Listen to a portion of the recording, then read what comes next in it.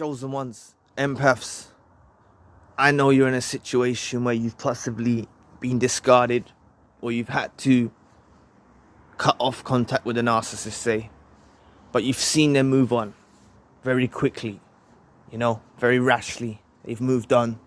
They're glorifying their new supply. And it hurts you. It gives you a little wound in your heart.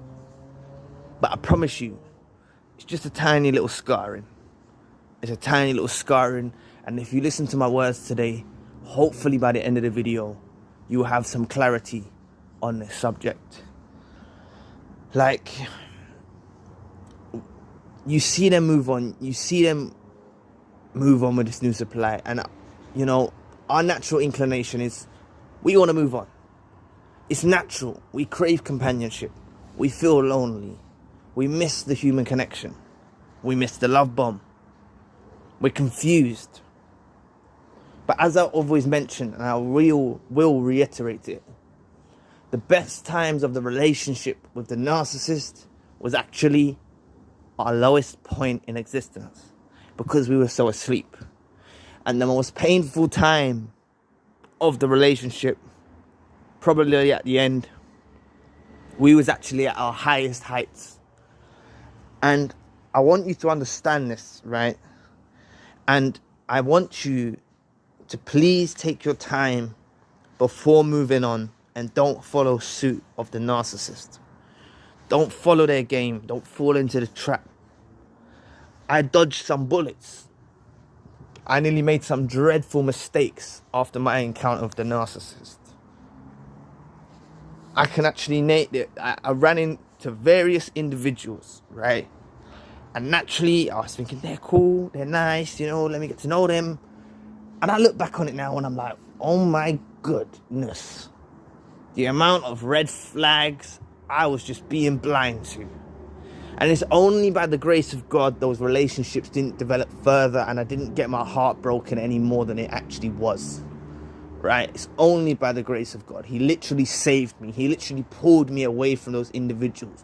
Through other things happening in my life, it pulled me away. I remember I met a girl. I met a girl at a coffee shop. And there was a homeless person there. And I used to speak to the homeless person, help the homeless person, right? But this person was also speaking to the homeless person. So conversation began. And we began to speak. And it was like, I was just amazed, right? And we exchanged numbers and whatnot, to cut a long story short, right? But I ended up going to church with her. And there was just a funny feeling with the congregation. And just a funny feeling in my spirit. But only looking back in retrospect, I know it now, right? But this individual, one of the major red flags, which I did actually notice at the time, is they said their dad owned a black magic shop, right? And I thought, okay, but me still being all love goggles and just thinking like trying to heal through someone else. This is the point where I'm saying take your time, because all my pain from the narcissistic ex, I was just trying to rush into something with someone else to heal myself. Please press the like and the subscribe button. Help your brother out. It will take 2 seconds of your time. But I was just trying to rush into something, right? And when I look back now, I know what the whole situation was about, right? Because this Jezebel Spirit was actually using me to make the pastor of the congregation jealous.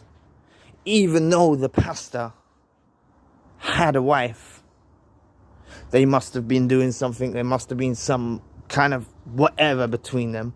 But this was a pure Jezebelic spirit, right?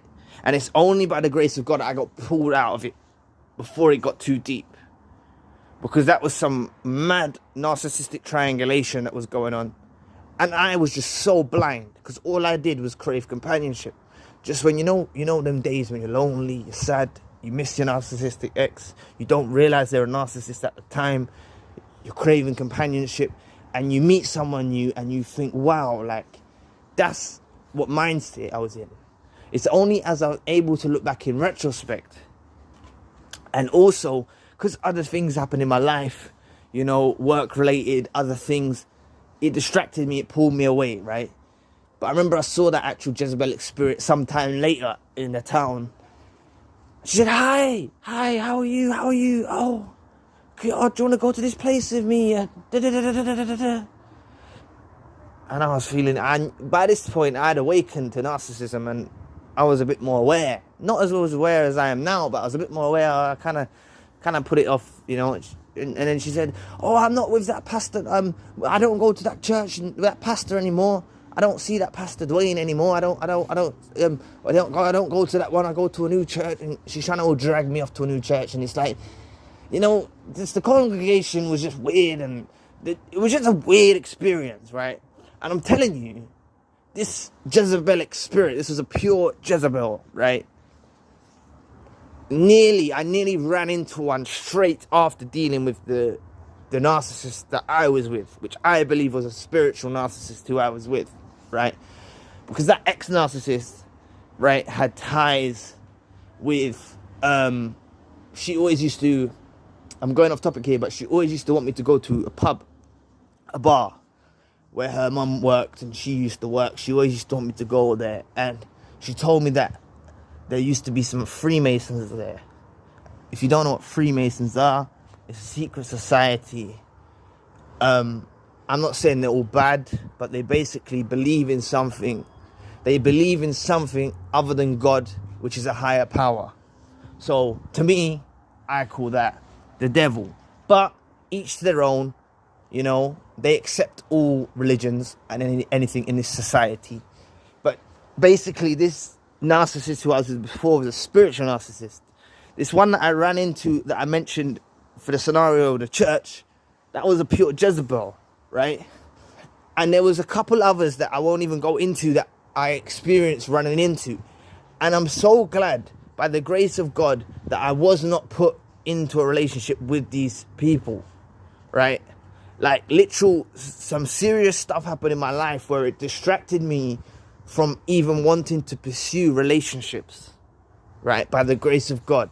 It was painful at the time, but it stopped me from pursuing these various relationships that could have possibly led into something else and developed into more, right? And this is why I'm just saying to you, around our vicinity is a lot of narcissists, Jezebels. Jezebels is not just women. Jezebels can be males too. There's a lot of narcissists and toxic individuals around our vicinity. And us empaths and chosen ones, please take your time to discern. Use the spirit of discernment that we've been given as a gift after encountering this dark side. Please use it before rushing into anything new. Do not follow suit with what the narcissist is doing. Please, please, please take your time. Move it on. Don't follow suit like the narcissist. I'm telling you, because the narcissist is making a dreadful mistake. You can check out, I just made a video about how the narcissist meets their match if you want to check that out. But what I'm saying is, just take your time. Take your time. Do not rush into it. I've made videos about celibacy, etc. Take your time before you get into intimate relationships with these individuals, because you don't know till a little bit down the line that you're dealing with another devil. And I swear by it. I swear by it. You may feel that time is against you. You may feel that time's against you, but it's not. I promise you. I've heard a story from one of my subscribers. I will reiterate it again for those that haven't heard it. Their father was with a narcissist for 20 years. He met his soulmate when he was 70. Now they're traveling Africa, and apparently his new soulmate is a wonderful, wonderful woman. So I'm trying to say to us that times don't feel like time's against you. You know, this is our protection. Use our discernment. Use the gifts that we've been given, and don't repeat the same mistakes, because we can't afford any more scars to our heart. We've all carried scars on our heart from these dusty weirdos, don't we? We do. I carry a scar on my heart. It's healed now, I'll be honest, but it's still changed the the way I see things in the world. It's changed it for the better. I cannot deny. But I'm saying I can't afford to make the same mistake again. And neither can you people. So please take your time before moving on. Do not put your heart in someone else's hands. Always put God first. If you don't believe in God, put your spirituality first. Put your meditation first. Put whatever you worship first. Please, please, please do not rush into something new with someone else just following suit because the narcissist has. Take time to practice self-love. Take time to heal before moving on. It is a powerful step that we all need to take in our journey, because I'm telling you, we will avoid these counterfeit soulmates, and we will attract a like-minded empath or chosen one. And I'm telling you, if we indulge in a relationship with a chosen one or an empath, we will dwell in tranquility. And I'm not saying it's all going to be easy ride. There will naturally be dips, peaks, dips and falls, and but it's going to be a ride and a journey with someone who's actually on the same wavelength, right?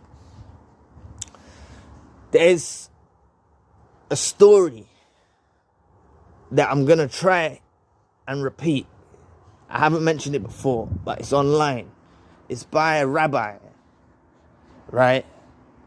But he says in the story, and you should look it up, type in fish love, you'll see the actual version, because probably I'm not going to give it justice, but I feel like I need to share this with the community, right? Type in fish love after this video. He says, "Young man, why are you eating that fish?" And the young man replies, "I love fish." He goes, "You don't love fish. You caught the fish, took the fish out the water, boiled it, cooked it, and eat it. You don't love fish. You love yourself." Too much of what we think love is fish love. It's not love for the other. And everyone thinks that you love to give. But in reality, we give because we love. I haven't given it justice, but please, after this video, type in fish love. It's by a rabbi. Regardless of what religion you are, please extract the knowledge from it. It is very powerful.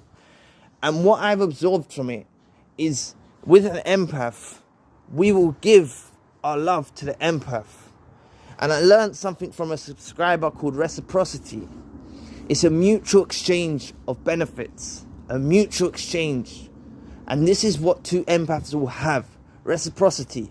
I learned the word from a subscriber. So shout out to that subscriber, because I appreciate it. But reciprocity is a powerful word. If you don't know what it means, look it up. But this is what we need in our relationship. So please, people, take your time, use discernment, and I believe that we will all attract what we deeply desire. So anyway, thank you for watching today.